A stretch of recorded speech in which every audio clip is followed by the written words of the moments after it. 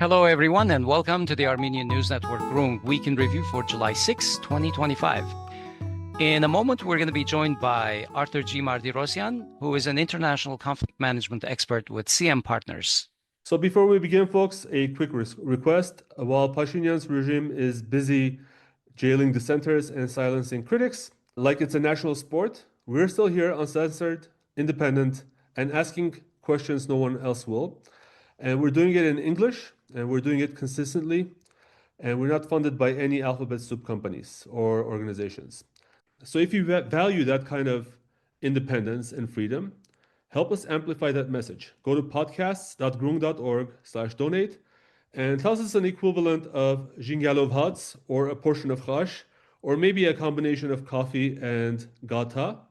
And hey, if your wallet's as empty as the Armenian opposition's game plan, you can still help. Like, share, and drop a comment. It's free and it confuses the algorithm in important ways and in the right ways. Yeah, they can go to Patreon or Buy Me a Coffee. And we're sorry that we couldn't find a site called Buy Me a Jingalov Hats. We'll make one next, Anyway, thanks for being part of this, and on to the show. Arthur Martirosyan, welcome back to the Groong Podcast. Thank you. Good to be with you. Ողջույն, Arthur. Barev. So before we hit our topics, Hovik, let's take a moment to note that Saturday, July 5th, was Armenian Constitution Day. Now that you're in Yerevan, after long absence, many months, what were your impressions of this day in Armenia? Well, I'm going to just be honest about it. It's like, with all these promises by Pashinyan to change the constitution, it's like celebrating or commemorating the death that hasn't happened. We're seeing a lot of unconstitutional things happening now in Armenia. In general, I would say that we are acting in a legal sphere that is completely outside the constitution. So there is no guardrails, no legal guardrails in Armenian society right now. Arthur, your impressions? Well, my impression was that back in the USSR, where there was a constitution, but nobody really cared. Yes, there is a talk about the need to change the constitution, but it's still the main law of the country, and it shouldn't be violated, even though I have problems with that constitution myself and with the parliamentary system, but it's the constitution. And the most important problem is that there is no separation of powers.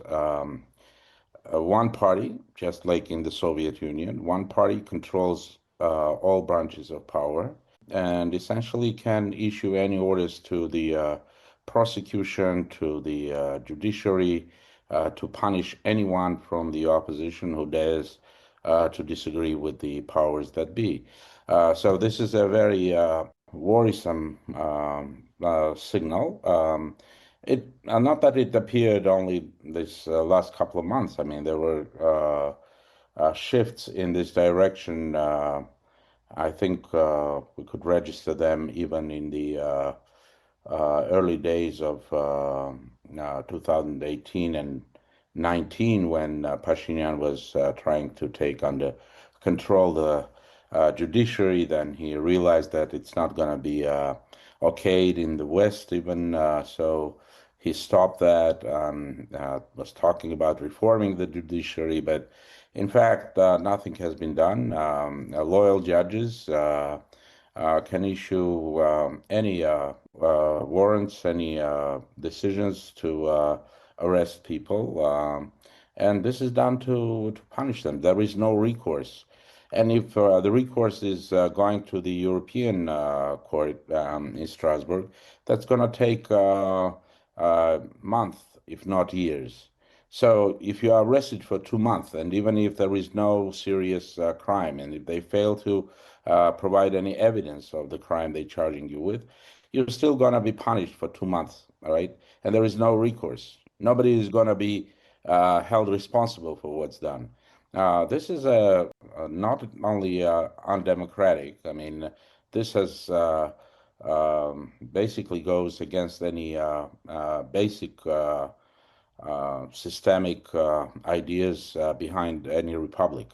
So Constitution Day was just another day for this regime. If they were confident that they could run a referendum now and get a new constitution in place with the wording that they want, I think they've done it already. But they probably don't have that confidence, and most likely they will be thinking about doing that during the next elections in 26. Uh, I don't think the law really, I would need to check, but I think the law does not allow to have it, so they will change it to make it possible to have a referendum on the constitution and elections on the same day. So it's a very sad development in Armenia. We're back to kind of authoritarian, post-totalitarian system. And if there were people in 2018 who thought that finally Armenia is breaking with the oligarchic regime and authoritarianism, I think they need to think twice about it now. It's even worse than it was because nobody was getting arrested for things people get arrested now, right? Pashinyan himself and his movement, they took advantage of the system that was not really repressive against them. So now they are punishing people for things that they themselves were doing. I mean, and it's almost like tragic comedy, and theater absurd. But Yeah. that's the And unfortunately, the biggest issue is that this rule of law and everything is a Western concept, and contrary to before, when the West criticized Armenia for any minor yeah, infraction, now they're praising Pashinyan.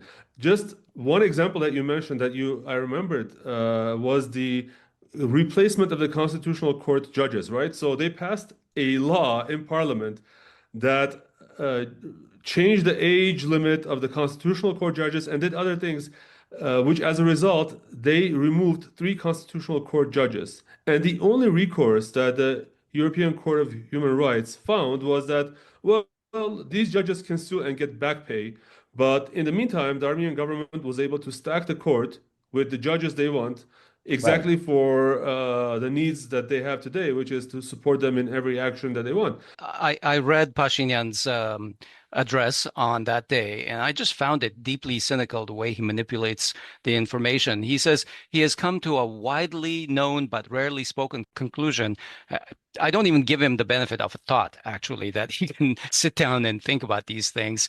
And he says that there's a lack of public identification with the legal system, that the constitution adopted since 1995 have left open the question of whether they were truly the result of people's free will. And I mean, he's Yeah. basically questioning what he has found, I think, is a new vector through which to attack the Constitution, and that is to claim that the referenda through which they were adopted were not free and fair, and that people really did not have the option of electing these things, that these constitutions were forced on people.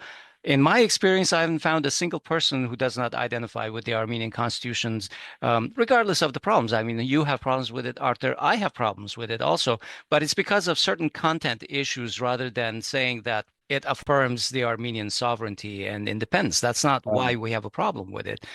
And Pashinyan is claiming these things. So uh, um, he goes on Constitution Day and trashes the Constitution. He says that we need a new one. Essentially, he wants to rewrite one. Right. Let me quote a previous thing that he said from his own point zero, and we know what that achieves, right? And to comply with the new realities, it's his term, which to me basically says that he wants to implement a constitution that formalizes the fact that he got his butt kicked in the 44-day war by Aliyev, and he wants to formalize the fact that the people of Armenia must assume responsibility for his personal failures.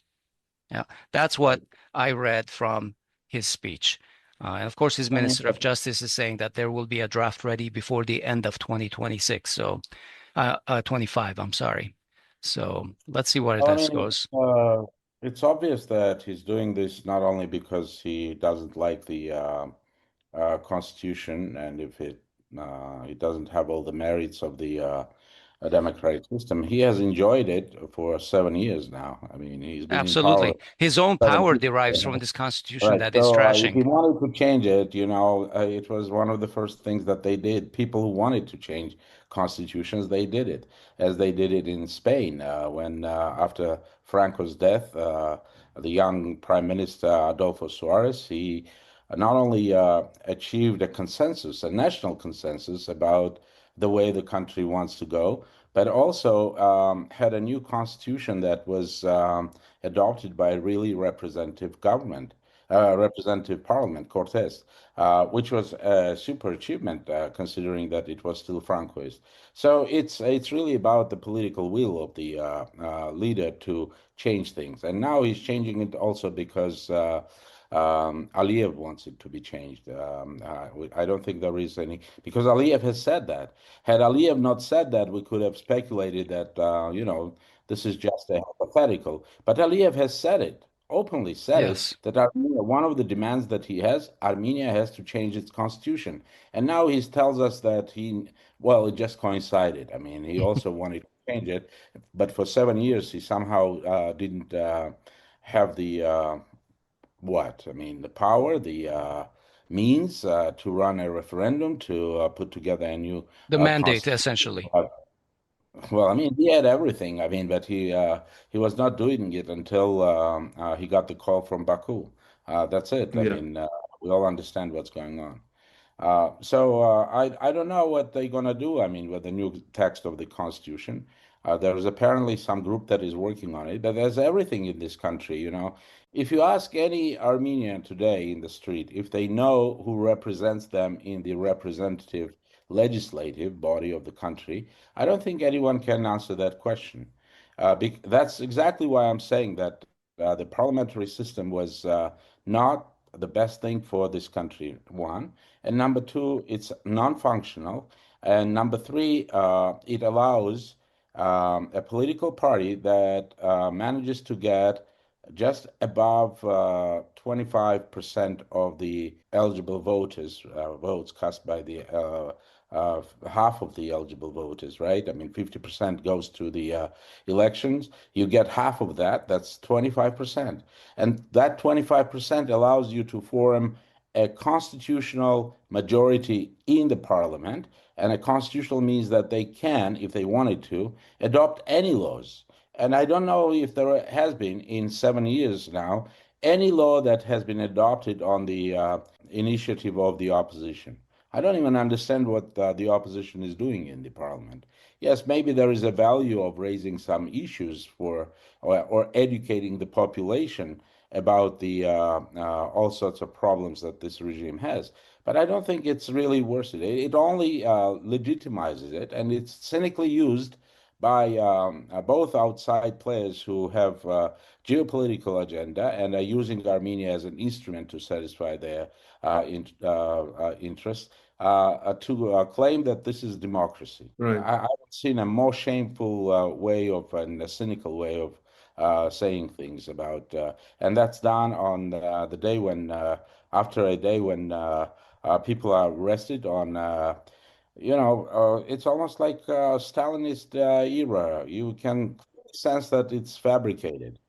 The charges, I mean, if they're serious, if there was a plot to overthrow the government, then we needed to see enough evidence, not presented by the prosecutor general herself, but by the investigative teams. I mean, they don't have anything. And the thing is, when he is also in violation of another law. I mean, he's talking about the Constitution, but he keeps violating laws. For instance, the Armenian law, I think it was adopted in 2007. I would not recall the date and the number of that law, but it's really on the authorizing law enforcement and special services to eavesdrop on citizens. This is a very rare case where they should be allowed to intervene in the private life of citizens. And then the law says that the information that they collect cannot be shared with anyone, with any branches of power. executive or anybody else. I mean, they collect that data, and if they cannot press charges based on that evidence collected that way, 3 months later, they need to destroy all the evidence collected. And if it's going through the court hearing has to be closed.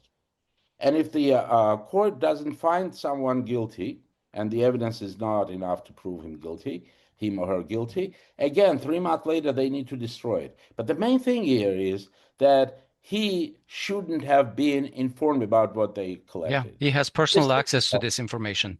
And Right, he and basically this, openly said it. journalist, she dared to ask him about this, right? So how did you obtain it?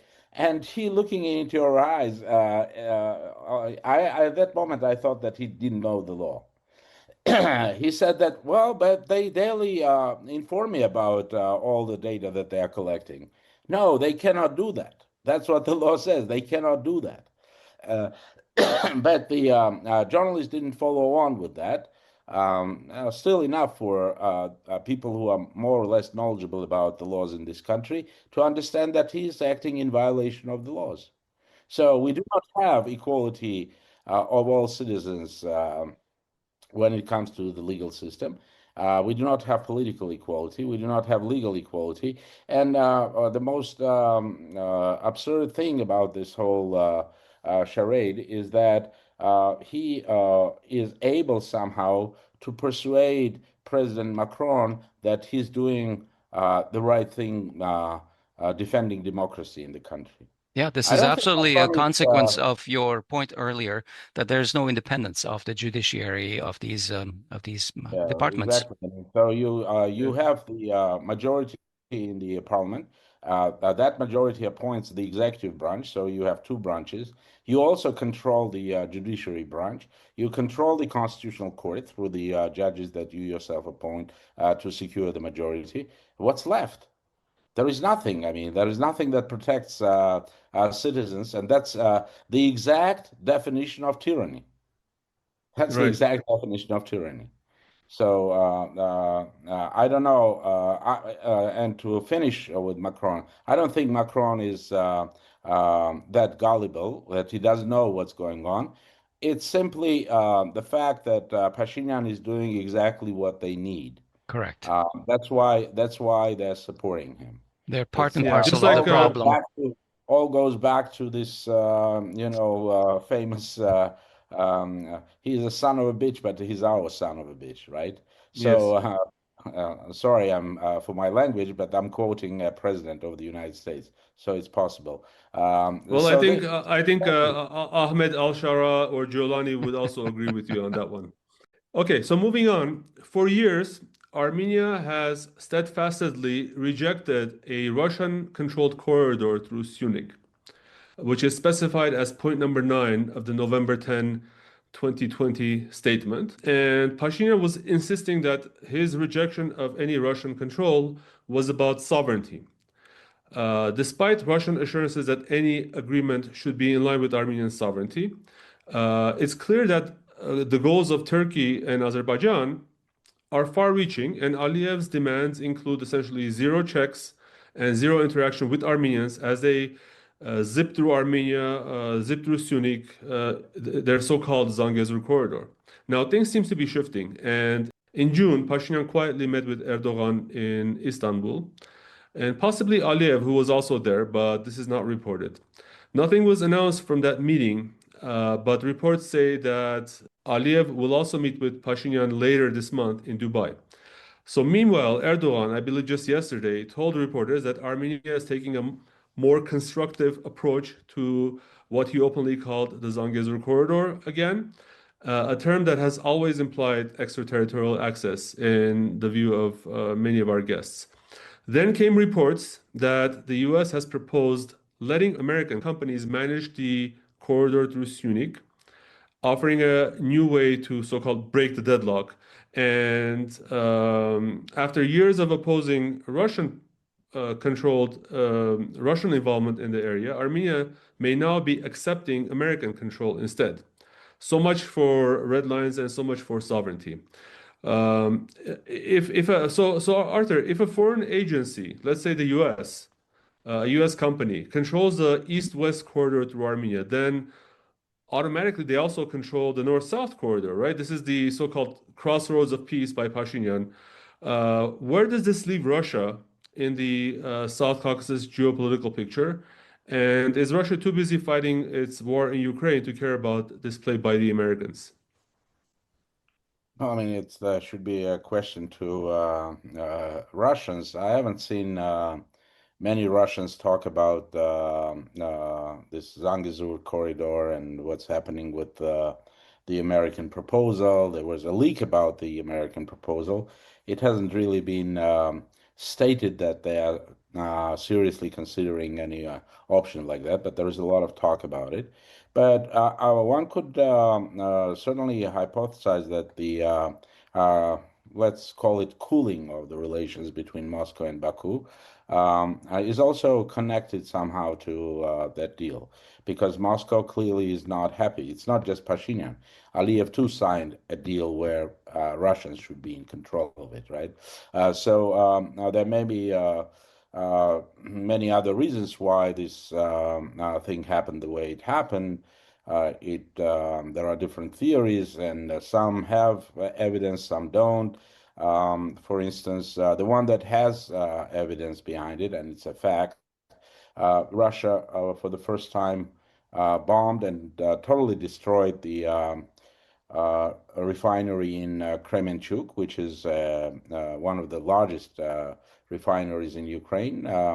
And that refinery was taking, before the war, I think it was 1.3 million tons of Azeri oil, that refinery. Now, during the war, it's 500,000 tons, but it's still significant. It's very significant when you consider the Azeri reliance on oil as probably the largest contributor to their economy, right?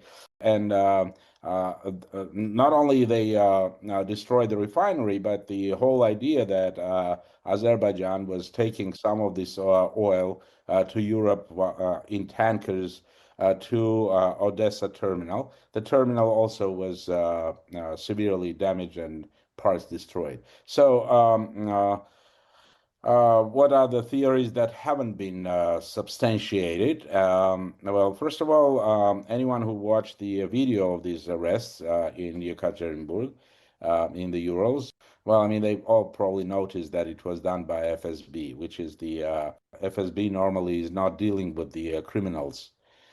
They do deal with the situations when there is a threat to the state interests and whatnot. So the one theory is that somehow that group was involved in the or collaborated with the another group that was staging the drones from the Russian territory, Ukrainian drones attacking the bases with strategic bombers from the Russian territory. That's a speculative. I don't know if we're ever going to see evidence of that. But the very fact that the FSB was there suggests that there was something else going on. I think there are also the psychological factors that need to be considered, because this is the second major development, and we should understand that these diaspora criminal groups have significant influence also within Azerbaijan, and the public opinion there very euphoric about their self-esteem after the victory in Karabakh War, and what they think about their country and its place in the Caucasus and generally in the world, that they can mirror to Russians what they're doing by arresting some Russian journalists and tourists and expats in Azerbaijan. Here too, there is a small and beating the crap out of them publicly, right? Yeah, we know. I mean, I don't know. Most people probably know that. But the most, again, interesting detail here is that they charge them, the journalists from the Sputnik, they charge them for espionage, meaning that they were trying to mirror somehow what was done by Russians.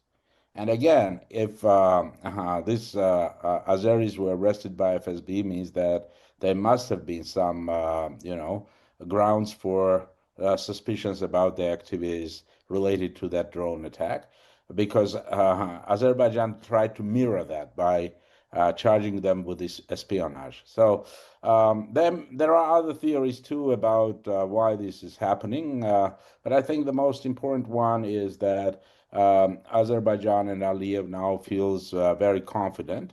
And after all, he needs to play ball with his other masters, and in London and in Washington, D.C. So when they push him to accept the deal where an American company will be doing what Russians were supposed to do in Zangezur, apparently he has given a tentative yes, and that's what has angered Russians. What Russians are going to do if this happens, I don't know. But we also know that the Iranian president was in Stepanakert. This is, I think, the first visit at that level to Stepanakert. I mean, there were other visits by Iranian presidents, but this is the first one to Stepanakert. Have they been able to persuade Iranians that this is a good deal? That concern that they have that they're going to be cut off of the routes to the north. I don't know. Another speculative theory is that Azerbaijan has been dragging its feet on the north-south road to Resht on the Caspian. So from Russia via Azerbaijan to Iran, and that also has been taken with some grudge in Moscow. We do not know. Simply, I mean, there are so many different theories, and the best thing you can do is just keep these hypotheses. As an analyst with more than 30 years of experience now, I'd say that just put them on the table and keep collecting data to see which one of these is the most probable one, instead of take one and insist that that explains what's going on. There's Right. obviously geopolitics, because Azerbaijan has also been talking about a Turkish base, military base, expanding and creating a new base, and that will be a NATO base in the Russian south. And if Russia started its war with Ukraine over expansion of NATO, not only they got Sweden and Finland join NATO, now they have their own reliable partner who signed a strategic partnership deal with them, invite a NATO base on their soil. Or Turkey doesn't count anymore as a NATO member, I guess. This is something that should be probably sending serious signals to Moscow about the policy that they've been implementing in the last at least 15 years, right? Looking at Azerbaijan and Turkey as loyal partners, and more interests can be satisfied, commercial mostly interests, economic interests, short-term interests.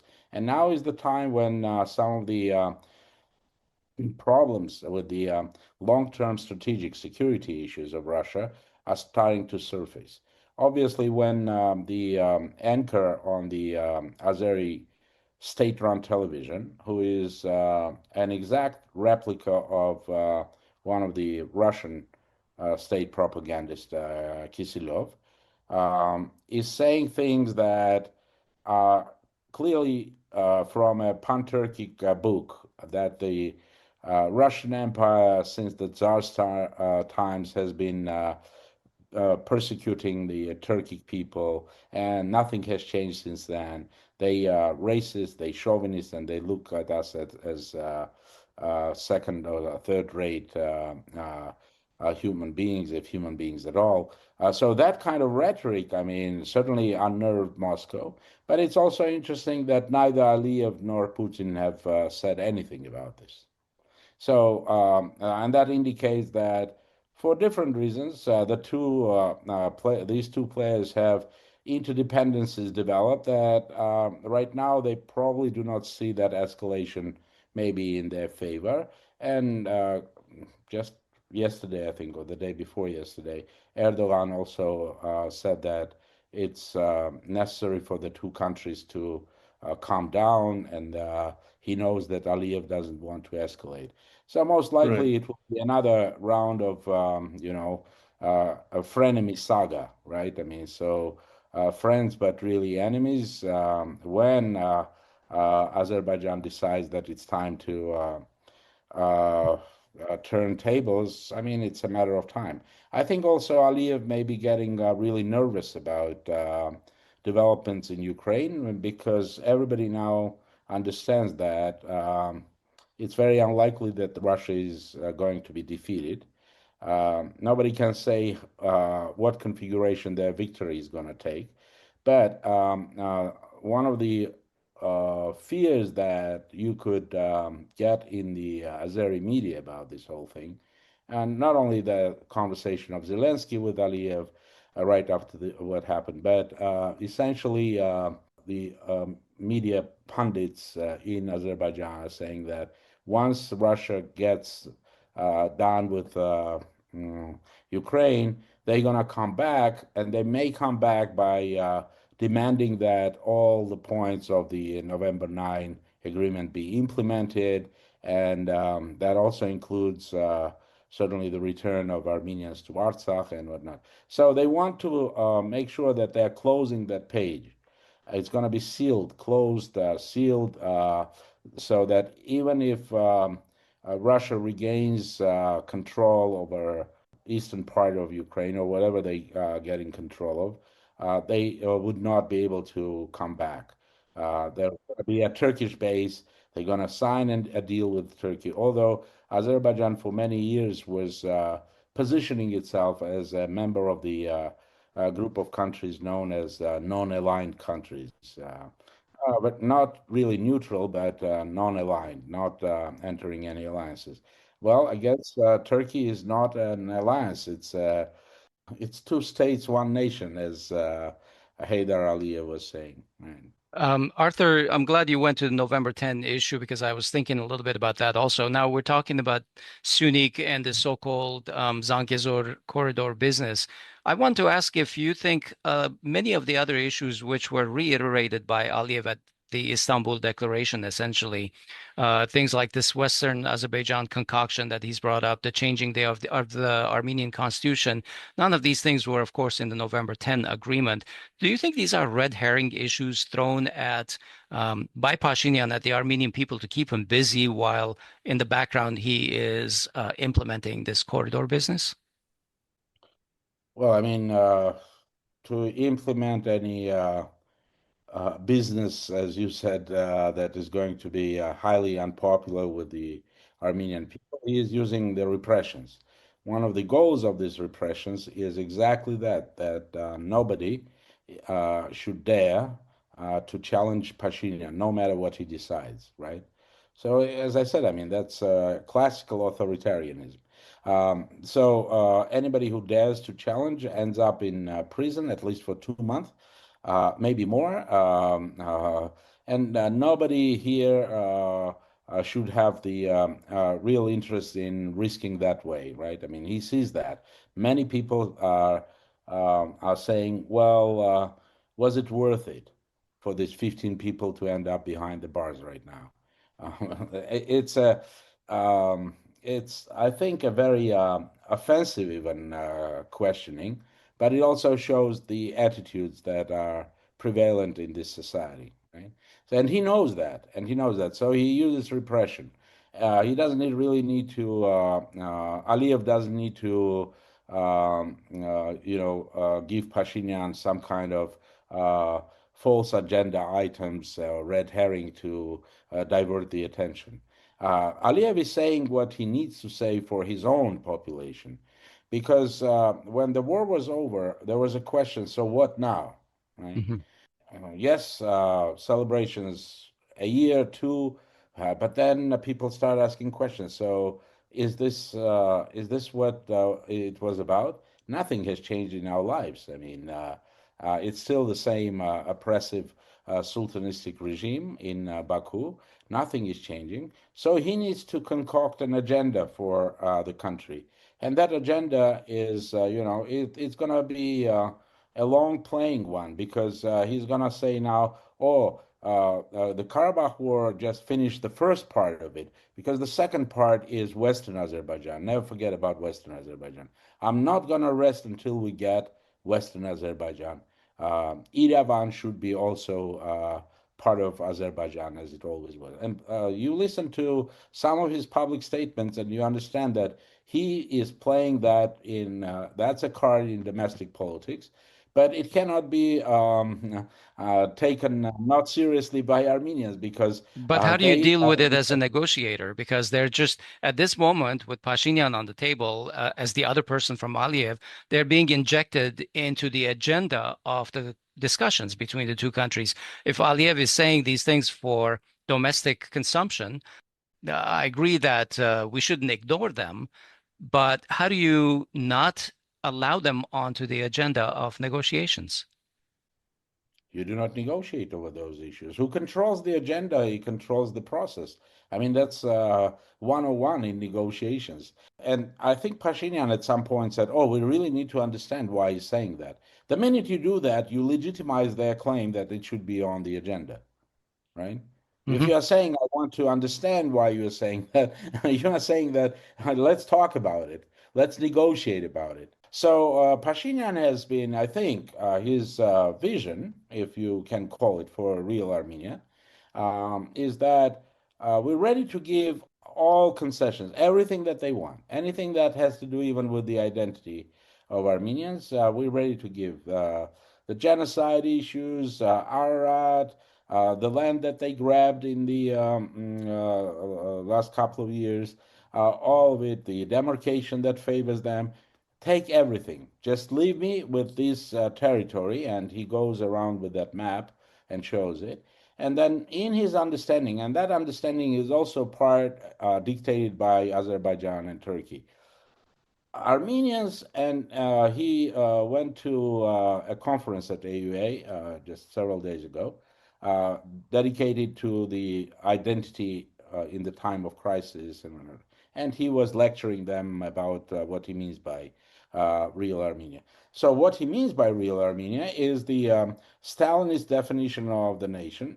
People don't know that he's using that, right? He's saying Armenians are the ones who live on this territory, citizens of this place.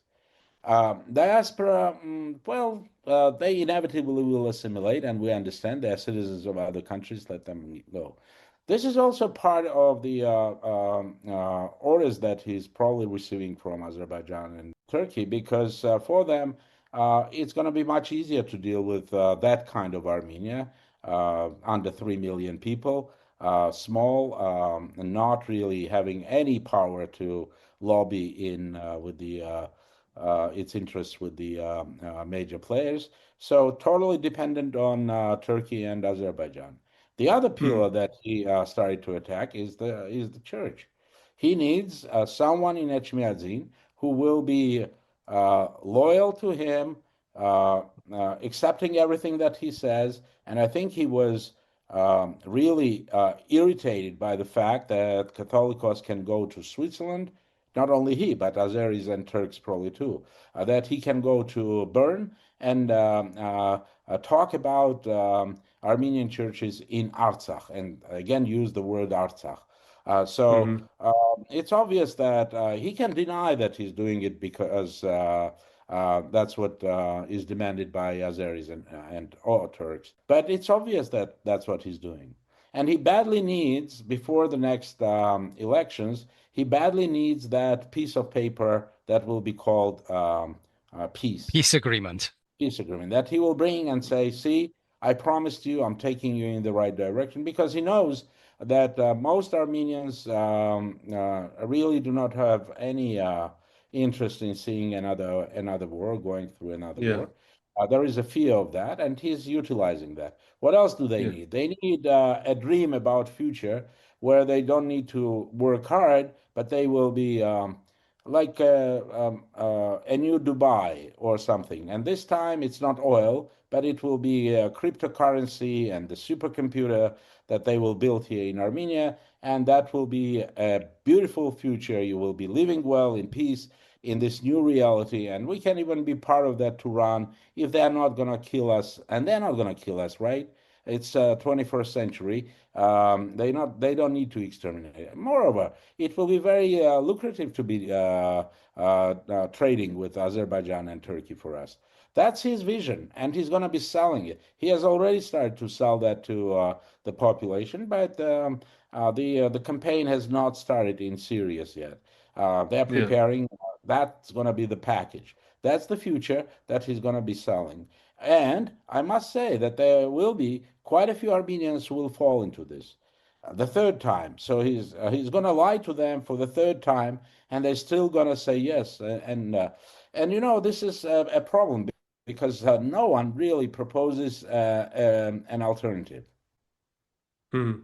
Yeah, right? we'll get to the alternative a little bit, but No, no, I before that, mean, the ones who say about alternatives, I mean, there are people like Kocharian who says we need to get back to improving our relations with Russia, get under the umbrella, security umbrella, and whatnot. But that is not seen by many in Yerevan as an alternative.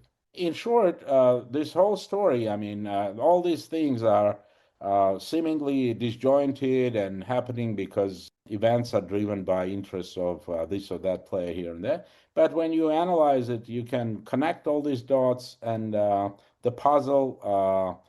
Well, I mean, you cannot yeah, fit all the pieces in the puzzle yet, but you can see what it's about, right, right? right. You can see the picture, but you cannot fit all the pieces yet because I don't want to be making any statements without evidence. That's Yeah, not my school, right? We can say that hypothetically possible, but to state that this is what's happening. But some of the things are facts. yeah. I mean, I don't want to argue with you. We can talk about why is it that Armenian people don't do that, but I want to quickly uh, tie the knot on some of the other international developments that happened last week, if you don't mind. One of the interesting things was, at least interesting, it seemed boring, but I think it's interesting, which is Kaja Kallas's visit to Armenia. If you could comment on that, because it's boring when you think about all the promises that Europe made to help secure Armenia, when they said they're going to give us a $10 million field hospital tent, and that was going to be what counts for security, and even that was not delivered yet, and there are preconditions by Hungary. So all that sham aside, Kaja Kallas's visit coincided with this corridor news, and there was also a discussion between Arakci and Kaja Kallas the following day, and also Kaja Kallas and Arad Mirzoyan, I believe, the following day. Do you believe that this visit by Kaja Kallas was related to the larger geopolitical developments, or was it simply like bilateral Armenia EU agenda? Well, yes and no. Yes, because normally foreign policy decision makers do not make visits if there are no foreign policy interests. And the interest is obvious. I mean, they want to see Armenia go in that direction. And Macron's statement is also in line with where Kalas stands here. So this Estonian a guru in diplomacy and foreign policy who probably didn't know anything about it until she was elected, is now lecturing and telling us what's good for Armenia. And what's good for Armenia is exactly what is Pashinyan doing. That is driving Russians out. And there could be anything more important in the life of an Estonian than seeing Russians driven out, right? I mean, I don't want to get to the jokes about this issue. But there is one that I can tell you. I mean, there is this Estonian fisherman who gets the goldfish, and the goldfish says, "Let me go. I will do anything you want." But if the goldfish talks to him in Russian, right? So this whole story is in Russian, and he takes the goldfish, kills, and drops in the bucket. Another goldfish, and the same story, even more promises. No, kills and drops it.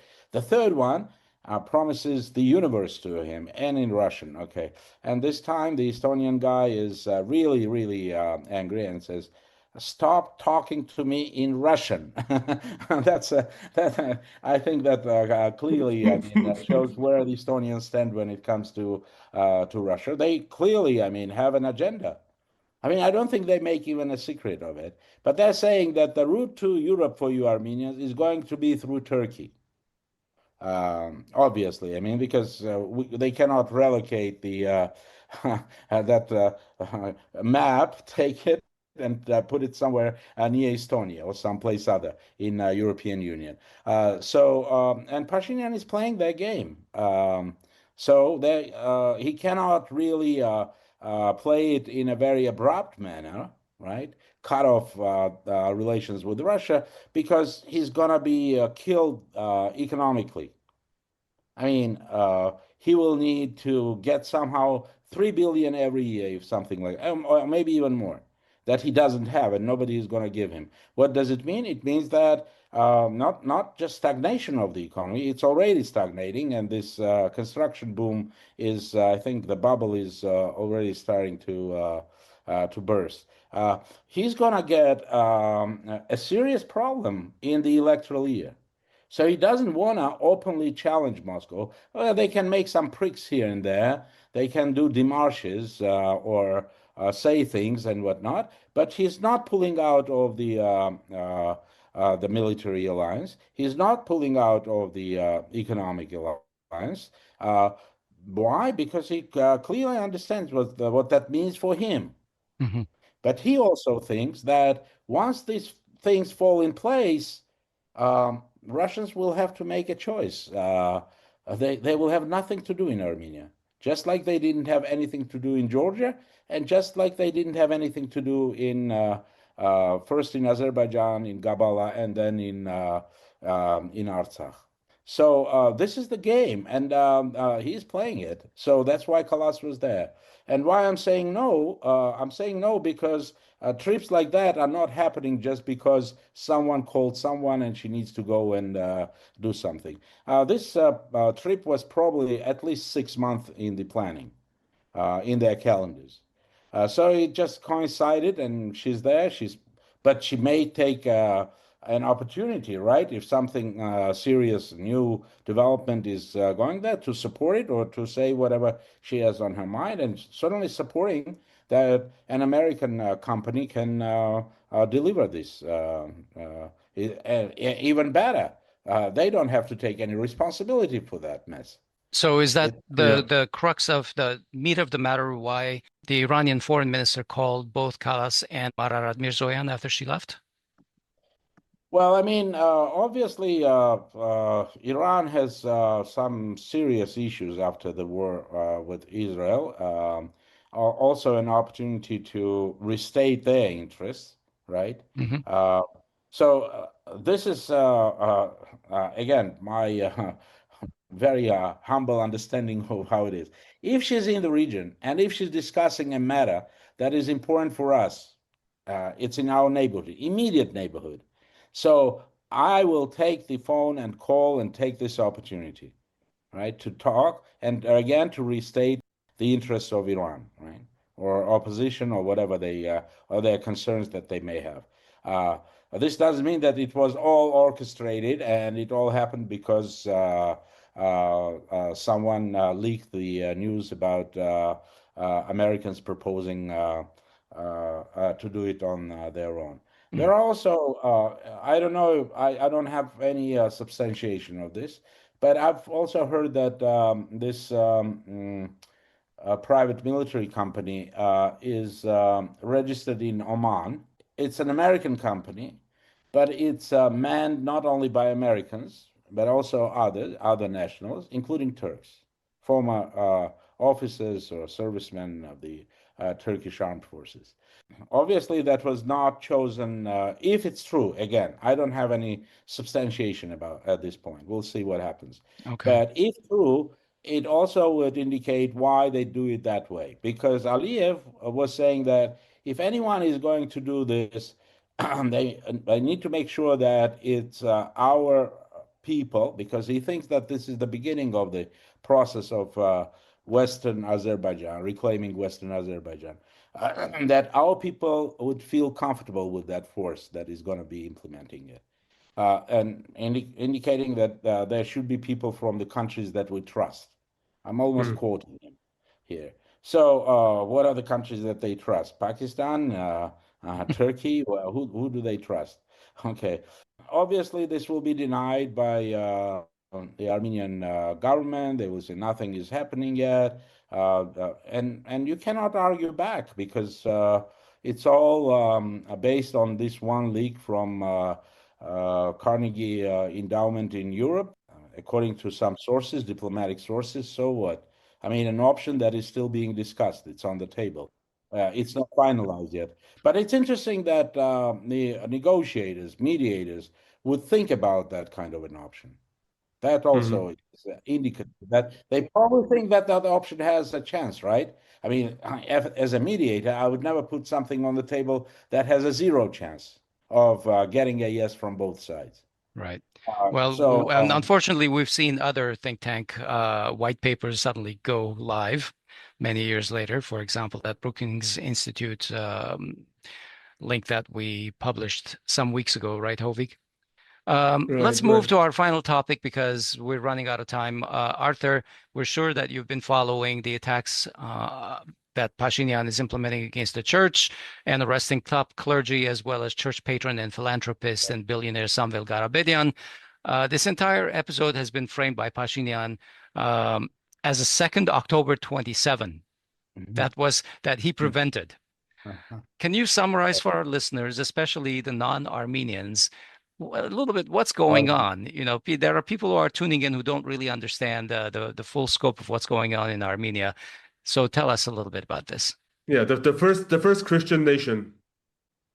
Well, first of all, the accusations. I mean, what's it based on? It's based on a two-page PDF document that was somehow again leaked to a pro-government media group here.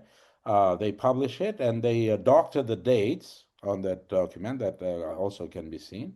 And then they claim that there are some hundreds of pages of eavesdropping that they've done on some of these activists. And obviously the Archbishop Mikhail Ajapayan case is slightly different because they're charging him for what he said publicly, as they're charging Samvel Karapetyan for something that he said publicly. Although in Ajapayan's case, it's interesting that the prosecutor's office didn't find anything criminal in what he had said several years ago, right? That In 2024, yeah, last year. Yeah, so they didn't find any even element of criminality in what he had said. And now on a similar statement, they think that it shows that he called for ousting the government, kind of. But there is nothing about ousting the government. He says that the military should have done it. He doesn't say that I'm calling on someone to do it, right? He's just saying that. All right. So as to 15 other people who've been arrested, I certainly don't know anything about the details in the materials that they've collected. But it's also a violation of the law that they are publishing already that. I mean, there is a law. The law says you cannot do that. And they bits and pieces already are in the public area, right? If you are eavesdropping on someone, you are intruding in the private life of someone. And this is almost the Armenian law was not unique in that case. They just, I think, copy pasted from other countries, the same thing. It has to be such a rare case when the state gets the authorization to intrude in the private life of the person, right? This is, after all, not Orwellian 1984, right? I think everybody is, and I think I meet now people who are saying, "Wait a second, let me switch off my phone." Not that they're talking about something, even talking politics, they're switching off the phone.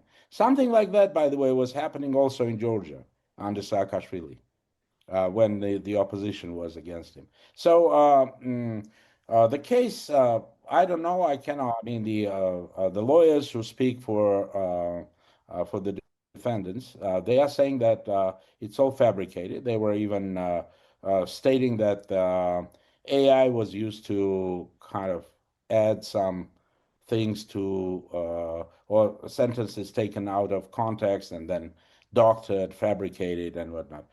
I'm not a specialist. I cannot say anything about that, but I know enough about the law because a law-abiding citizen should know the laws, right?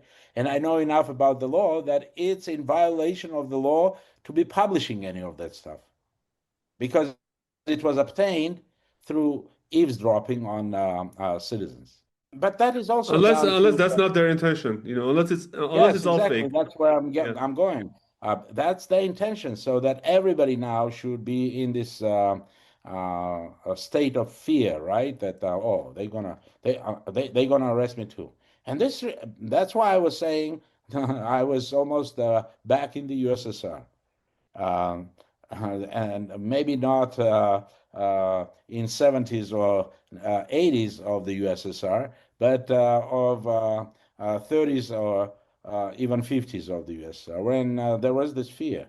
And fear is one of the important elements of a totalitarian system when the human being is driven to fear everything that he can be. He doesn't have any protection from the law, and it's not rule of law, it's rule by law, meaning that they can use the law against you any way they want, and you cannot do anything about it.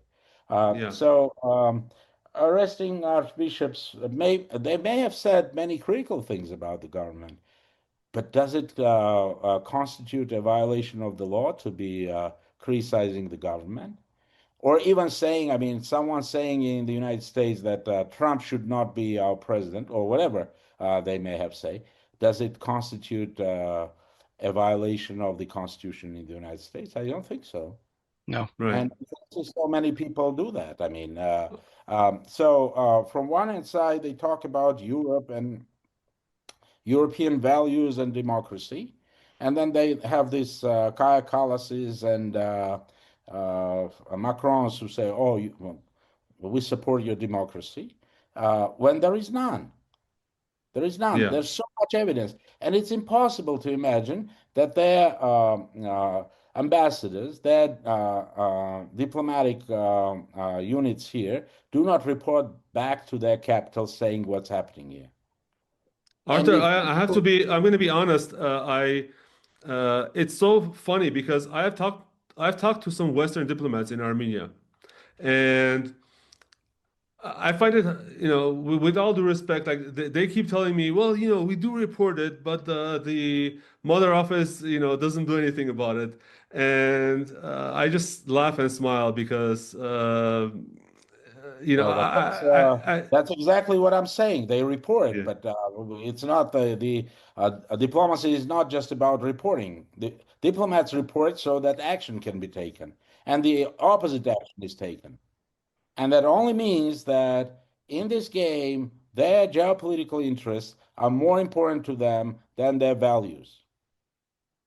They uh, they talk values, but they act interests, and we know what those interests are. So this is, and I think Pashinyan also knows that, and that's why he got so aggressive with his repressive moves against the opposition.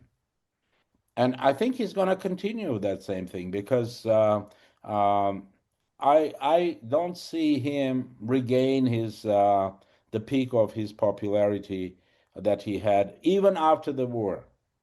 in Yeah. 21, because then people were still saying, better him than Kocharyan, better him than Sarkisyan.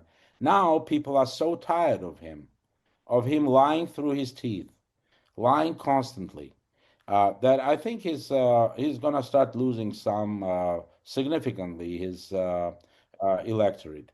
And it's his only chance is if the turnout in the elections is going to be low. And when you use the repressive mechanisms, that's what you're trying to achieve. And people would say, I don't want to go with, I don't know, apathy. Just reject anything that has to do with politics. That's exactly what you want. Well, Why? the polls exactly show this loss of popularity already. If turnout is low, only admin resource that he uses, multiplied by 3, will still give him a chance to repeat what he did in 21. Hmm. I personally think that it's probable, but not the most probable scenario. The most probable scenario is that his party still will make it to the parliament, but won't have the majority. What percentage? It's too early to talk about that stuff. I don't trust necessarily all the votes, but there are 3 scenarios. One, he repeats 21. Two, he gets 12%, 15%, or whatever, gets to the parliament. Or he doesn't even, or barely gets over the threshold, about 8%. So, but if there are going to be elections, no doubt he's going to collect some votes. And his only chance is to keep the turnout low. That's what Okay. he's going to. Well, the conversation is constantly interesting, but for the sake of time, I'm going to close us here. I'm going to wrap our topics and ask each of you if there are some thoughts you'd like to share with our listeners. Arthur, something on your mind? Well, I'm curious how this story with the with Samvel Karapetyan is gonna evolve. I don't think in the court of law they're gonna be able to prove that he was calling to violently oust the government in Armenia. So 2 months. Well, even if they find a judge who would say yes, yes, I believe that it's so, and the verdict is going to be sentencing him. I think Moscow has enough levers to get him out. I think they do. One. Number two is the nationalization, or now the electric company, the monopoly, is state owned.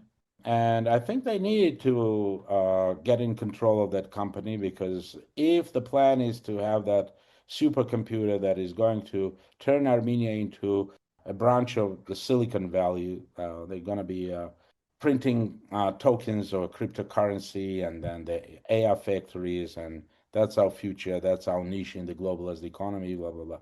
And I think there will be people who would want to believe that it's real, it's going to happen. But that also depends on what you do with the electric power system, right? Yeah. And I don't think that the nationalized electric power systems in any country have been really successful. So they will do a new privatization, and that will be interesting how that whole process is going to evolve, how that's going to impact efficiency, and how it's going to impact that bigger project that they have in mind. But we'll see. I mean, we'll know soon. Yeah. To me, it's been clear from the start that this is actually taking the franchise from an oligarch who is not sympathetic with this government and basically giving it to an oligarch who is. So that's where we're going. Hovik, what's on your mind?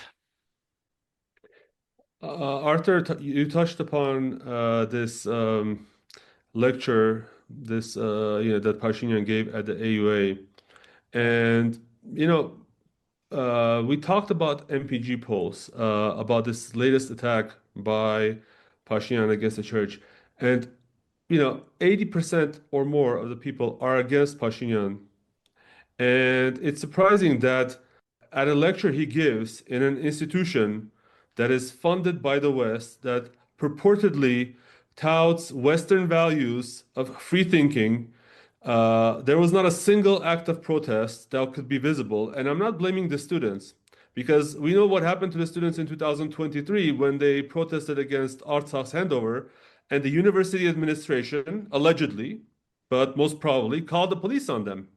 So, the stench of CIA ownership of all Western institutions in Armenia is so strong that, but it makes any Armenian, I think, think twice about touching anything related to Western values, and that I believe is a big loss for everyone. Well, I mean, the event was not built around Pashinyan. He just came at the end, and I think they were not able to say no to him, right? So he said, But we "I'm knew going to that come." we knew that it could have happened, and I think that we knew that it was going to happen. I mean, I knew about it I a also day knew ahead. about this a couple of Yeah. days before. Yeah, So, so it I was not mean, a surprise. but it's also a reflection of the values they teach students. When student protest is not acceptable at a university, then students might not, they value their degree more than their ideals, Well, and I I think mean, that's a real loss. for me, it's laughable that someone who doesn't have either education or expertise in the issues that he was talking about, history, ethnology, identity issues, came to lecture people who presumably have been specializing in this their entire life, right? It's almost like inviting a fifth grader to talk to the uh, physicists who've been dealing with quantum physics for a good part of their life. I mean, it was really unprofessional the way it was done. Well, Yeah, he didn't have the humility to say, "Hey, can I really do this?" No, he does that. He thinks that he can talk about anything. yeah. My sense is that some of these academics probably also participated in the formulation of his new ideology.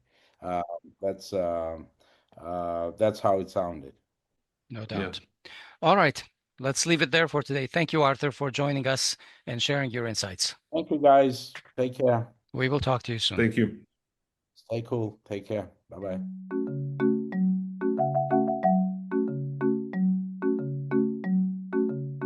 All right, Asbed, it's time for the kitchen sink, where the stories are too hot, too weird, or just too corrupt to leave out.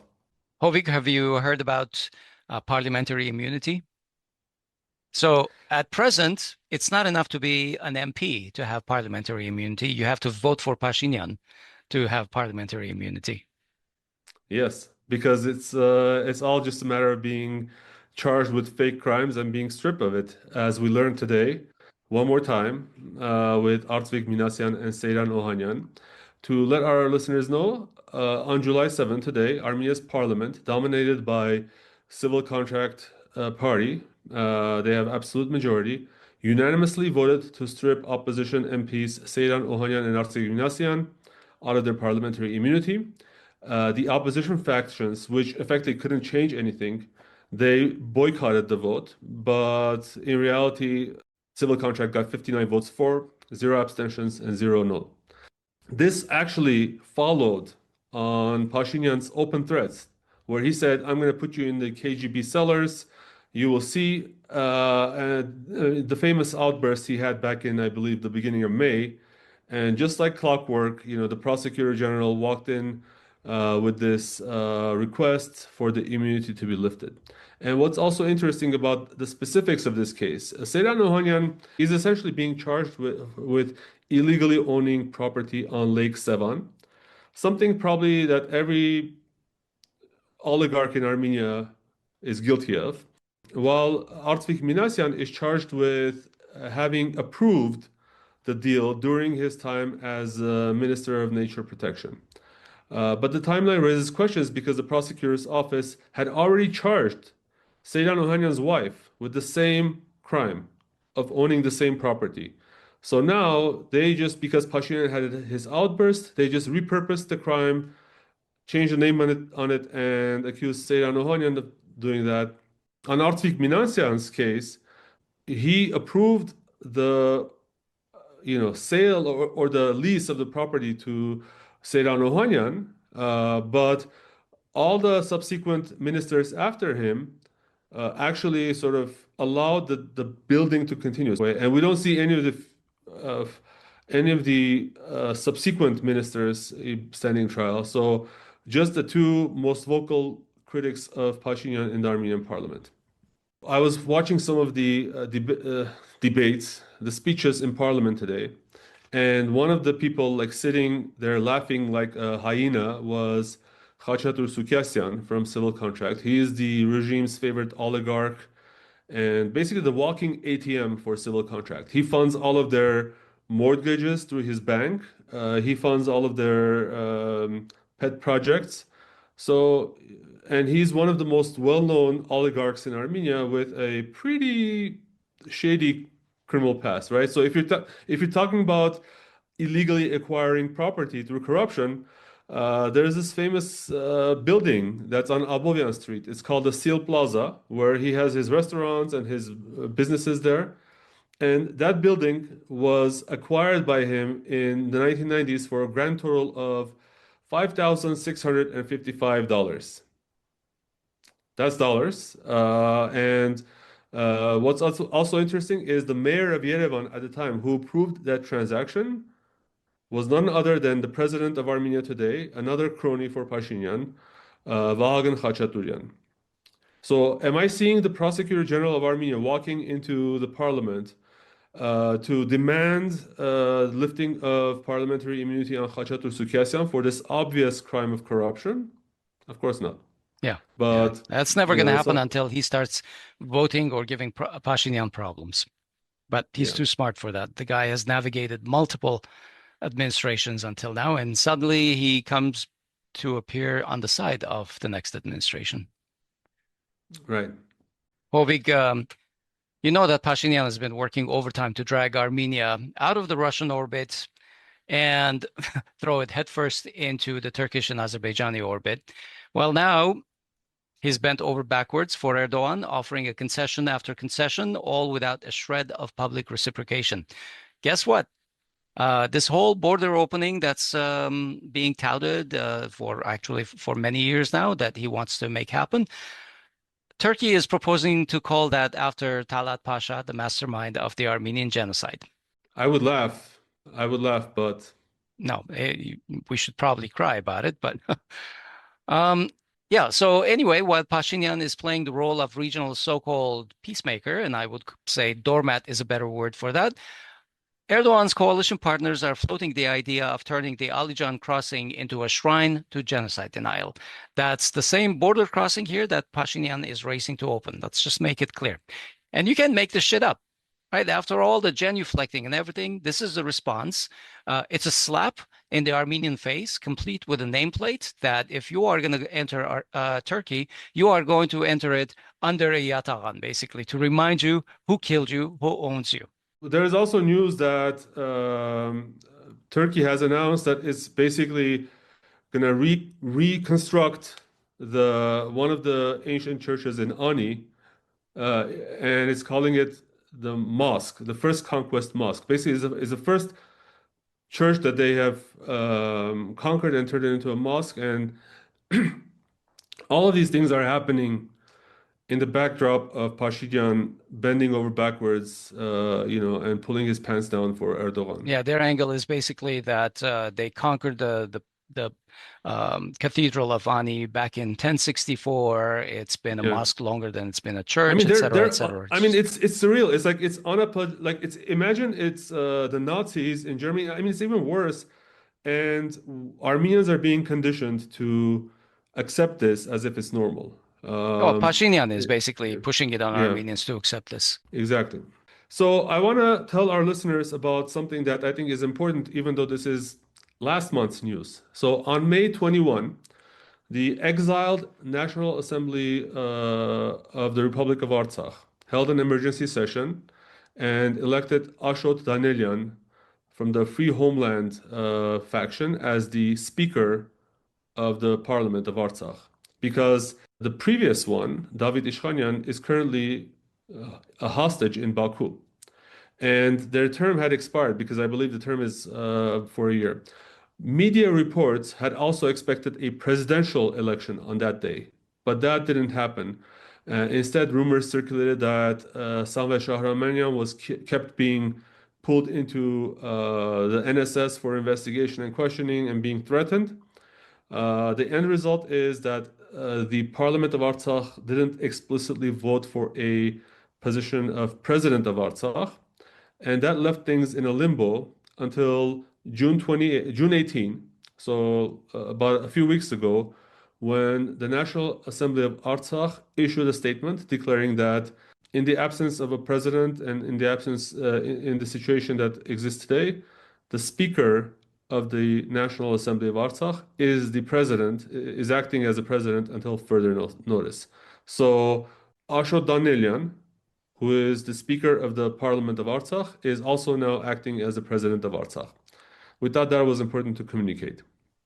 Hovik, first Armenia wanted to join the EU, and Brussels said a lot of kind words, but no welcome mat was laid out. There was no red carpet, and has basically kept the door firmly shut. Now the same foreign ministry that brought you the "we're quitting CSTO, but not really," and the Artsakh belongs to Azerbaijan, blah, blah, blah, comes the latest twist. Armenia wants to join the Shanghai Cooperation Organization. And this is not news from last month. This is news from this past week. We just didn't have time to get to it. This is, for people who don't know the SCO, the Shanghai Cooperation Organization, this is a group that is founded in 2001 by Russia and China. And it's basically packed with CSTO members like Belarus, Kazakhstan, and Uzbekistan, and Kyrgyzstan, except I think Turkmenistan and the Central Asian countries are not there, but Iran is also there, and there's Pakistan in there as well. Let me just say, these are countries that Armenia has pissed off deeply. And I'm not seeing exactly what the logic is to say we want to be a member of the EU and we want to be a member of the CSO as well. So after everything that Pashinyan's government has done to burn these bridges, where do you think this is going to go? Would you call this a balanced and balancing foreign policy, or an unhinged and unhinging foreign policy? Definitely the latter. And we were trying to come up with jokes about this. Basically, this is like throwing bricks, pun intended, through someone's window and then asking them to crash on their couch. I'm just constantly worried that this is not diplomacy, this is not diplomatic wheeling and dealing, and this is not balancing whatever and stuff. It's just geopolitical speed dialing just to see where we can fit. And the concern that I have is that this foreign policy that Pashinyan, Mirzoyan are implementing are essentially gambling the house, the homeland, on just where the chips may land. They have no idea. Yeah, I mean, it comes a week after Mirzoyan was in China. So one of the most serious countries in the world. China is talking about improving Armenia's relationship with Armenia to a strategic partnership. And then you have bullshit like this, where it's clear that Armenia is never going to do this. Armenia's masters will never allow it to join the SCO. At least Pashinyan's masters won't. If we can see it, I'm sure Chinese officials can see this coming. That was our week in review, recorded on July 7, 2025. And we've been talking with Arthur G. Martirosyan, who is a senior consultant with CM Partners. Back in 1994, after graduating from Yale University, he joined Conflict Management Group and Harvard Negotiations Project, and he has since worked on conflicts in the former Soviet Union, the Middle East, the Balkans, Africa, and Latin America. Before we wrap up, folks, just one small favor. Hundreds of you tune in every week on Spotify and Apple Podcasts. We can see the stats for it. But let's be honest, even Khachatur Sukasyan's bodyguard puts more effort to show support. So we're asking you, if you haven't already, please hit that subscribe button. Please hit any subscribe button you see. Just hit it, please. And it's free, unlike a plot of land near Lake Sevan, and it helps push our episodes to more listeners. No need for alphabet soup funding or foreign corridor managers. So if you're on Apple Podcasts, leave us a rating, a short review, just a few words, something like "more real than Pashinyan's red lines." Yeah, we'll do just fine. Same thing with Spotify. It'd be great if you guys subscribe and leave a little review. Just 4 or 5 words saying that, this podcast is great, or this podcast is not so great, or whatever you want. because unlike Armenia's foreign policy, we actually know where we're headed. And thank you for helping us go in that direction, and more importantly, for helping keep us independent. Yep. Thank you. I'm Asbed Bedrosyan in Los Angeles. And I'm Hovik Manucharyan, finally back in Armenia and not in Yerevan for a change. Take care. We'll talk to you soon. All right.